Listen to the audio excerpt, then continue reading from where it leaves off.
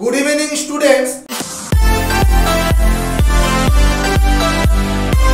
তোমরা রিকোয়েস্ট করেছিলে যে ভোকাবুলারি পার্টের উপর একটা ক্লাস দেওয়া যায় কিনা, তো চলো আজকে তোমাদের রিকোয়েস্টেই ইংলিশ ভোকাবুলারির উপর আরো একটি ক্লাস দিলাম।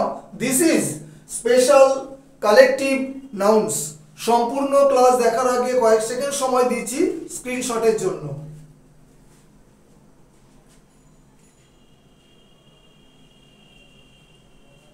চলো ক্লাসটা শুরু করি।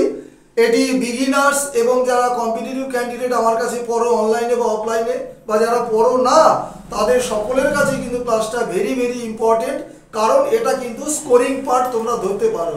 ঠিক আছে, ফিল ইন দ্য ব্ল্যাঙ্কসের যেমন বিভিন্ন টপিক হয় যেটাকে আমরা স্কোরিং পার্ট বলি, তো এই কালেকটিভ নাউনও একটা স্কোরিং পার্ট, অবশ্যই মুখস্থ পার্ট। ঠিক আছে, তো চলো ক্লাসটা শুরু করি। তো কি বলেছে দেখো, টপিক কি বলেছে, কালেকটিভ নাউন। এখন কালেকটিভ নাউনের সংজ্ঞা আমরা প্রিভিয়াস ক্লাসে বলেছিলাম, হয়তো ক্লাসটা অনেক দিন আগে দিয়েছিলাম।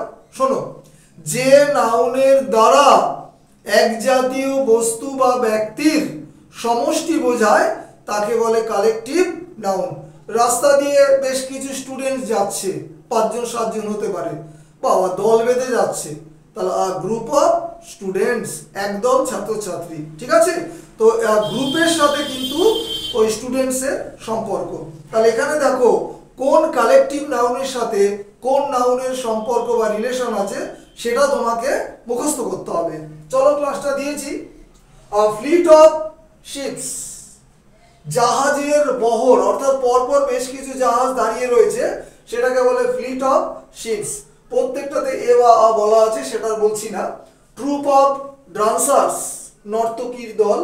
বেঞ্চ, জুরি, প্যানেল অফ জাজেস, বিচারকদের দল বা বিচারক বৃন্দ। তাহলে জাজেসের সাথে বেঞ্চ, জুরি, প্যানেল তিনটেই আসতে পারে।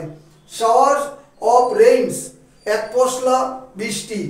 Stack of hay, brick, wood, খড়, ইট, কাঠ, এক গাদা। স্ট্যাক মানে গাদা এখানে, তাহলে 1 2 3 এটার সাথে আসবে কিন্তু স্ট্যাক।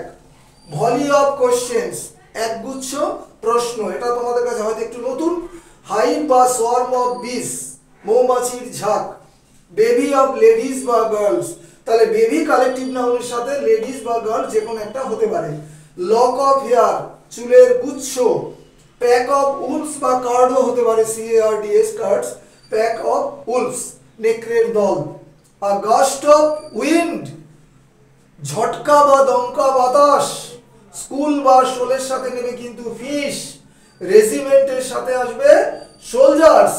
ঠিক, চেইন বা সিরিজ, এটার সাথে আসবে কিন্তু ইভেন্টস, ঘটনা, পরপর পরপর ঘটনাগুচ্ছ যাই বলো।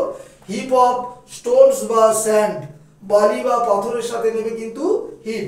ঠিক আছে, গ্যালাক্সি অফ স্টার্স, নক্ষত্রপুঞ্জ। ক্রাউড অফ পিপল, পিপলের সাথে নেবে ক্রাউড। আর লাস্ট 18 নম্বর দেখো, সেট অফ টুলস, বিভিন্ন যন্ত্রপাতি থাকতে পারে একটা বাক্সে, এটাকে বলে যন্ত্রপাতি সেট। তাহলে টুলসের সাথে আসবে সেট, কালেকটিভ নাউন। ঠিক আছে, তো কালেকটিভ নাউনগুলো পুরোটাই কিন্তু টপিকটা যেটা আমি দিয়েছি মুখস্থ পাঠ, বারবার বলি, তো আশা করি নোট ডাউন করে নেবে তোমরা। তো ক্লাস শেষ করলাম। Have a good night.